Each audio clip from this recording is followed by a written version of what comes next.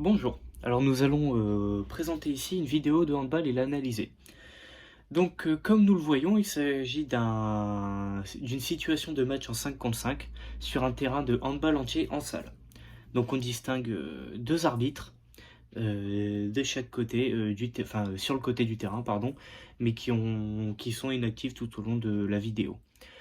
Donc ces élèves ont l'air d'avoir entre 16 et 18 ans, donc j'imagine que ce sont des lycéens. Donc pour analyser la vidéo avec le plus de précision possible, nous allons utiliser dans un premier temps l'acronyme SICE, puis dans un second temps l'acronyme POTI. Donc voilà. Donc pour commencer, on voit que dans cette partie de vidéo, il y a un but marqué pour les deux équipes. Donc voilà. Donc ça c'était pour le score. Donc le S concernant le I de l'intention. On voit que chaque attaquant a son défenseur. On observe une défense sur demi-terrain. Le porteur de balle porte l'attention sur les non-porteurs de balle. Donc encore, nous avons une différenciation attaquant-défenseur. Nous avons également un projet collectif, il n'y a pas d'action individuelle de la part du porteur de balle grappillant tout le terrain seul. Il y a toujours ce jeu en passe, ils cherchent toujours à avoir la passe, à trouver leur coéquipier. Les non-porteurs de balle vont vers le but et non vers le porteur de balle. Donc on voit qu'il se démarque, mais il garde le regard vers le porteur de balle, pardon, tout de même. Donc voilà. Donc concernant le C, donc la circulation de la balle et des joueurs. Nous avons des joueurs qui avancent vers l'avant, donc vers la cible, le but. Il y a des passes en cloche, donc synonyme du niveau 1, donc de débutant chez ces élèves. Nous avons toujours des passes assez courtes. Voilà. Et les oranges cherchent plus à monter la balle avec des passes, tandis que les bleus cherchent à monter la balle en dribblant. Donc voilà. Le porteur de balle dribble en mouvement pour les bleus. Et les oranges, les porteurs de balle, souvent ils dribblent sur place. Là, vous voyez, donc le porteur de balle bleu, il dribble en mouvement, il va vers l'avant. Concernant le E, donc l'espace de jeu, nous avons l'utilisation de la largeur plutôt que de la longueur, de la profondeur.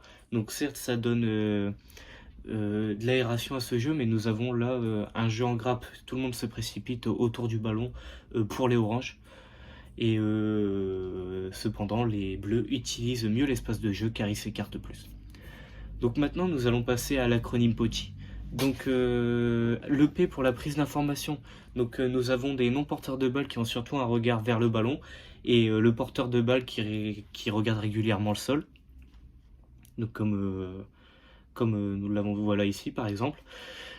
Concernant l'organisation motrice, donc pour le haut, on voit que tout le corps participe à l'action. Il n'y a pas de dissociation segmentaire et de coordination entre les membres. Et donc il y a un engagement total du corps qui est orienté vers le porteur de balle, mais pas cette volonté d'aller chercher la balle. Concernant les deux T, donc trajet et trajectoire, concernant le trajet, nous avons des non-porteurs de balle qui vont vers le but mais orientés vers le porteur de balle. Et nous avons un porteur de balle qui va toujours vers le but. Concernant les trajectoires, donc nous avons souvent des passes en cloche, mais malgré tout la balle occupe bien l'espace. On voit qu'elle va sur tous les espaces du terrain. Comme là vous voyez, il y a une transversale, on est passé d'un côté à l'autre, donc la balle traverse l'espace. Concernant le I, donc pour l'attention, nous avons un porteur de balle donc qui vont faire des remontées vers le but et faire des passes pour avoir une avancée de la balle. Et les non porteurs de balle donc qui vont essayer de s'approprier la balle. Donc certes ils montent et se démarquent, mais on voit qu'ils ont toujours ce regard porté vers le porteur de balle. Et concernant les défenseurs, on voit qu'ils veulent récupérer individuellement le ballon.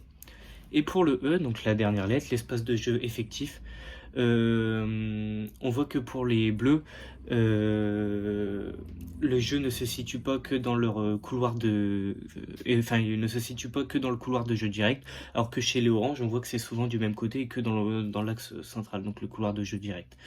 Et, il n'y a pas de défense non plus devant le porteur de balle et ils défendent derrière les non-porteurs de balle.